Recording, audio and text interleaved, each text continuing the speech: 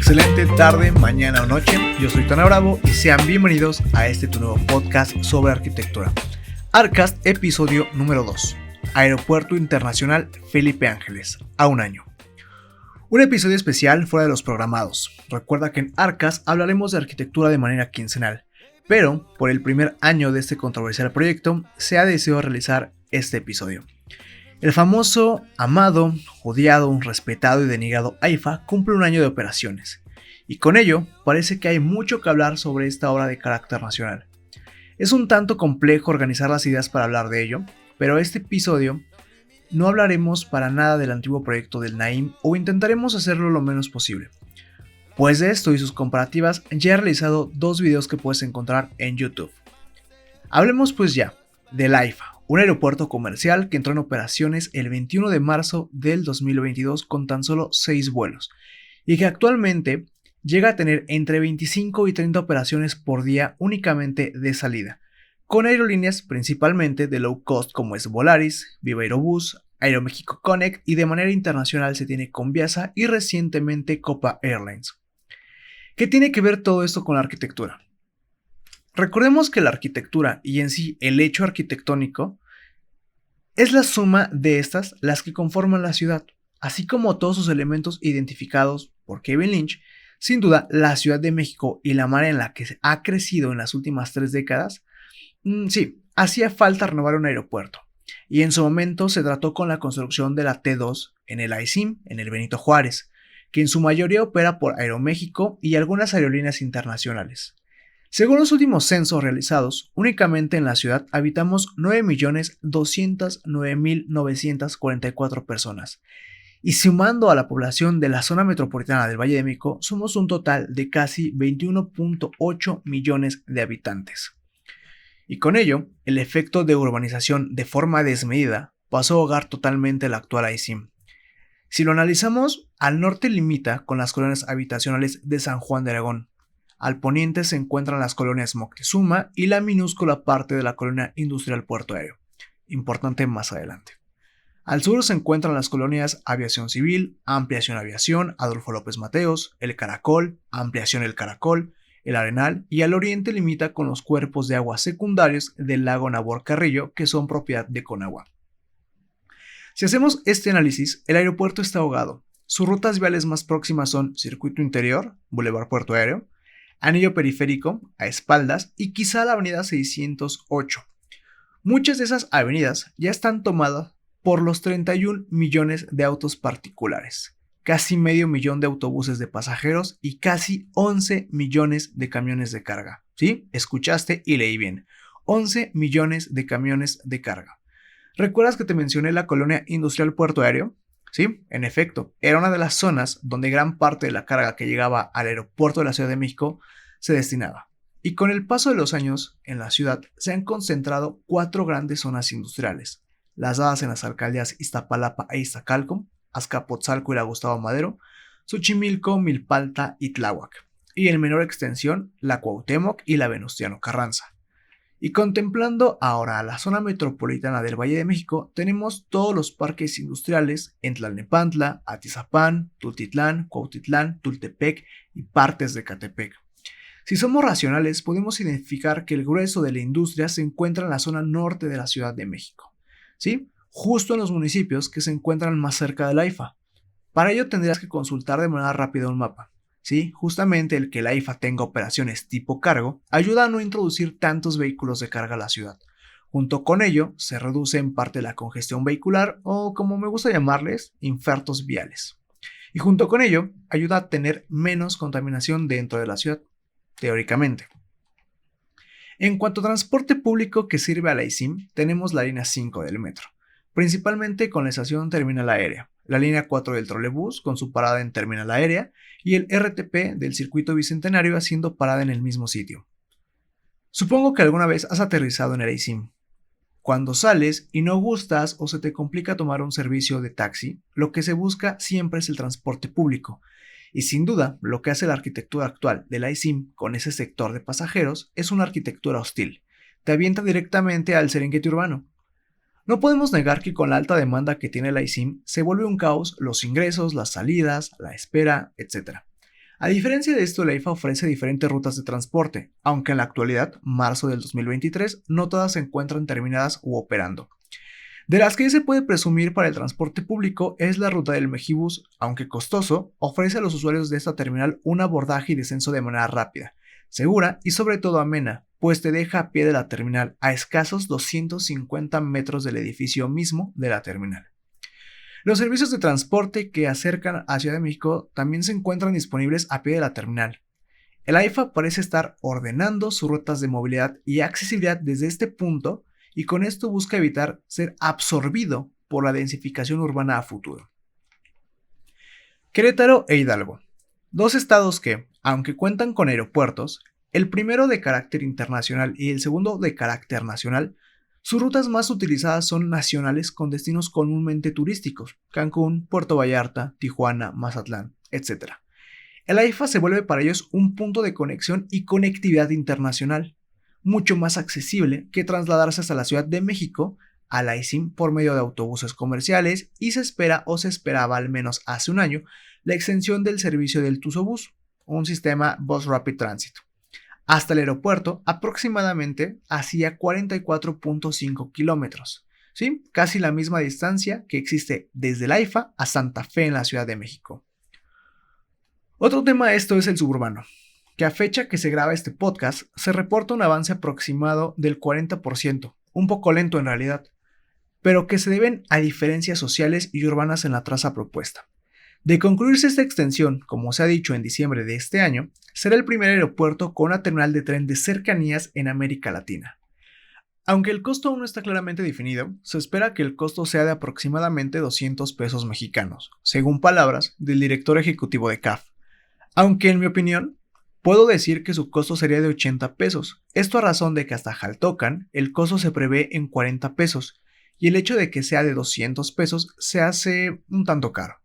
Inclusive más caro que la conectividad en autobús desde la ciudad de Roma al aeropuerto Leonardo da Vinci, que tiene un costo de 6 euros, y si fuera en tren de la estación Termini en Roma al aeropuerto Leonardo da Vinci, el Leonardo Express, que es el sistema de tren, tiene un costo de 14 euros. Y si hacemos la comparación con el tren homólogo, de este caso el suburbano, el tren México-Toluca, una distancia total de recorrido similar al costo del pasaje sería de 70 pesos mexicanos. Y en promedio, los autobuses que ingresan a la AIFA y hacen la ruta a la Ciudad de México tienen un costo promedio de 100 pesos. Sin duda el suburbano tiene que ofrecer una tarifa competente, de ahí que me puedo atrever a decir que tendría un precio promedio de 80 pesos. Ya nos extendimos hablando sobre la situación urbana y lo que representa la AIFA como elemento arquitectónico con su entorno urbano, sus posibles conexiones por medios de diversos transportes y demás. Hablemos ahora sí sobre la parte arquitectónica. Podemos comenzar hablando sobre el arquitecto de la AIFA y principalmente quizá rompiendo prejuicios sobre una central de abastos o una central avionera. Francisco González Pulido es un arquitecto que consideramos joven y que su mayor obra o gran parte de su obra se da a inicios de este siglo. Ha colaborado con otros grandes arquitectos, sobre todo en Asia, Europa y Estados Unidos, principalmente con el reciente fallecido arquitecto Helmut Jahn, quien en su carrera realizó mucha arquitectura corporativa y arquitectura para transporte, desde autobuses, trenes, aeropuertos. De hecho, González Pulido fue uno de sus grandes colaboradores para muchas de estas obras, y si analizamos lo que ha hecho Pulido, podemos notar mucha arquitectura para transporte, principalmente el Aeropuerto Internacional de Suvarnabhumi en Bangkok, Tailandia, y el Aeropuerto de Colonia Bonn en Alemania.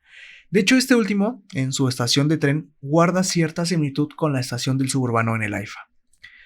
Antes de la hora AIFA, se sabe que del año 1952 al año 2019, el terreno fue una base aérea militar, la ABAM número 1 de Santa Lucía. Ubicado en esta zona, pues se necesitaba trasladar el campo aéreo militar de Balbuena. El resto de la historia ya la conocemos. En el año 2018, el en ese entonces presidente electo Andrés Manuel López Obrador anuncia la pausa al proyecto del Naim. Ya una vez como presidente en función, se inicia la obra el 17 de octubre del 2019 a cargo de la Sedena, teniendo como meta inaugurar dicho aeropuerto el 21 de marzo del 2022. Justamente hace un año, y con costo total de obra informado de 74.535 millones de pesos, el AIFA es inaugurado, contra un costo de casi 300.000 millones de pesos que hubiera implicado terminar la fase 1 del Naim en el año 2024. Centrándonos nuevamente en el tema de la arquitectura y la obra, ¿por qué costó casi un cuarto de lo que costaría el Naim? Como siempre lo he dicho, al que modula, Dios lo ayuda. Y esto lo digo por un principio básico de arquitectura de bajo costo. Entre más sencilla sea la forma del espacio, más barata será. Y esto porque todo, absolutamente todo, se define por múltiplos de medidas estándares o comerciales en los materiales. Módulos que se repiten casi siempre a partir de 122 centímetros, es decir, lo justo de 4 pies. Si analizas el AIFA, visto en planta, podrás percatarte que cada 5 módulos máximos de un marco estructural se aparece un sistema de junta constructiva con su respectiva doble columna y doble viga. La misma medida en cada módulo, tanto para losetas y mármoles de pisos, para cancelería, ventanas, puertas, tragaluces. Y hablando de los tragaluces, ¿te has percatado de la gran cantidad de luz que entra por ellos? Sin duda alguna, una estrategia muy sustentable para ahorro de energía. Únicamente notarás luces de acento ocultas en las vigas que cierran dichos módulos. Las luces dirigidas hacia arriba para que la luz sea reflejada por el multipanel que se tiene en la cubierta. Si te sitúas en el interior, notarás que en cada columna se adosa un tubo de PVC. Sí, un tubo doble función, la captación de agua pluvial y a su vez de ventilación para reducir o mitigar la humedad en el ambiente interior. Sí, casi nada discretos, dichos tubos, pero que al final y más allá de su estética, tienen un claro propósito. Estética, quizá no una estética tan magna como lo hubiera sido el Naim, pero ¿recuerdas el concepto básico del diseño? Austeridad. En palabras del presidente, México no tiene la economía para tener un aeropuerto de gran lujo. Entonces, ¿aplicaría aquí el famoso menos es más?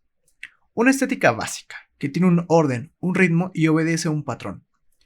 Hablando de patrones, las grecas aztecas y mixtecas las podrás observar de manera sutil en el piso con el cambio de color en las losetas.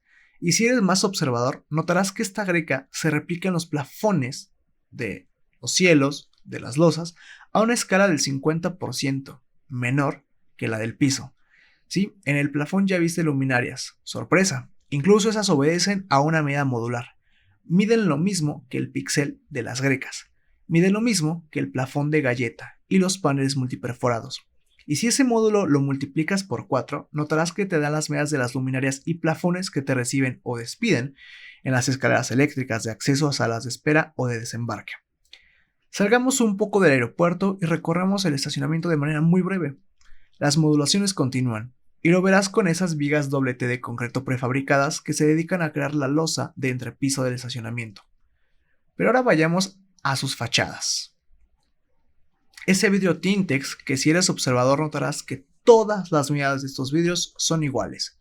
No existen cortes, se minimizaron los desperdicios de obra. Por lo regular, en obras siempre se considera el 3% de desperdicio de materiales y con ello el 3% más de costo. Visto por fuera y observando las fachadas desde los túneles de abordaje o desde el interior de las salas de espera, viendo hacia las pistas, me podría confundir un poco con la obra de Bofill. Sí, el aeropuerto de Barcelona, el Prat. Casi la misma situación, niveles soportados por columnas con una planta baja libre o casi libre para albergar los servicios y maquinarias.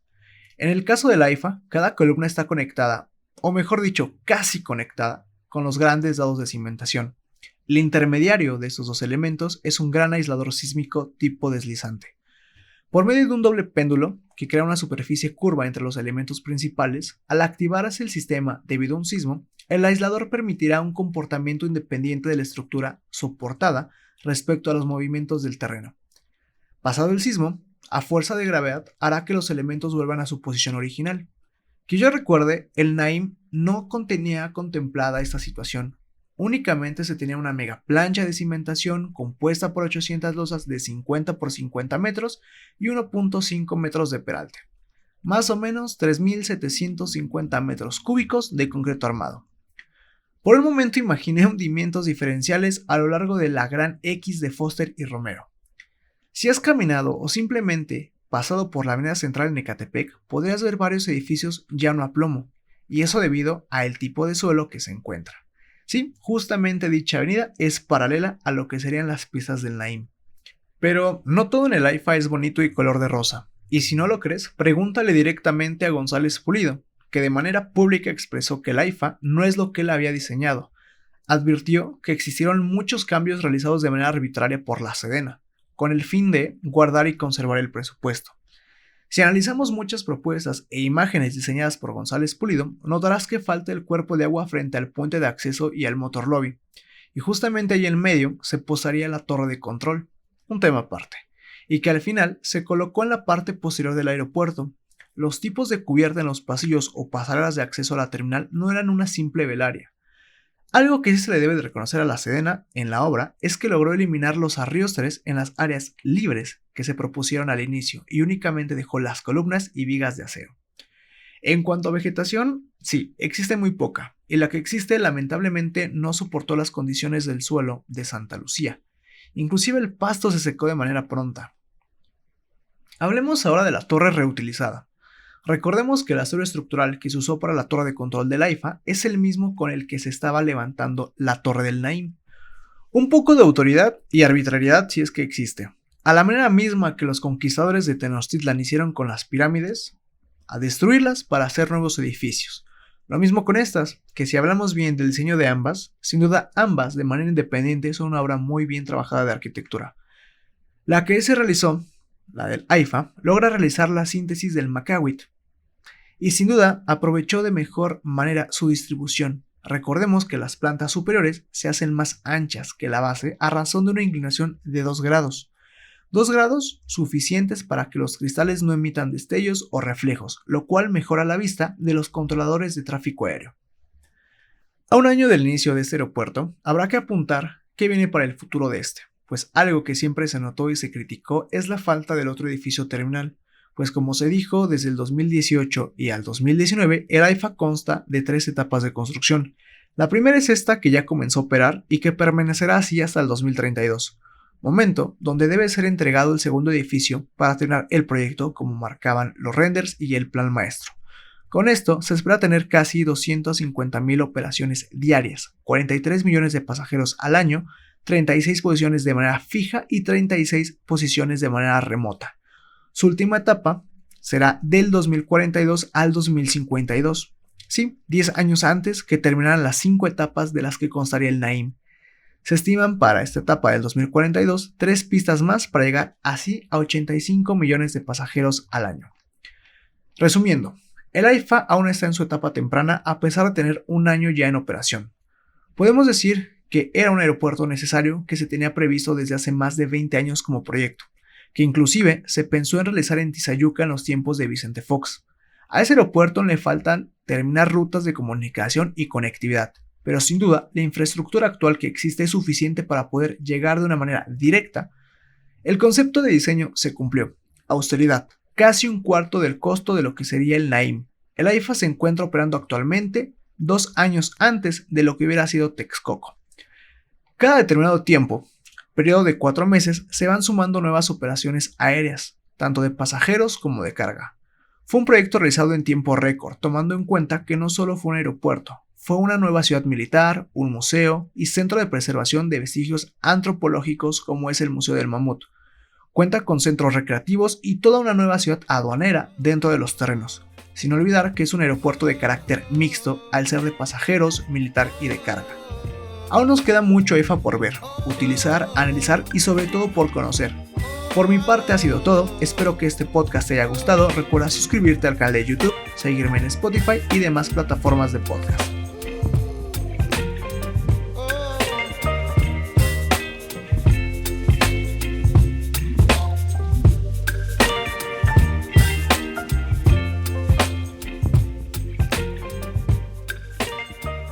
Arcast, Arquitectura Hablada para Todos, es un podcast independiente en el cual tu colaboración es muy importante. Gracias por tu atención, nos escuchamos pronto.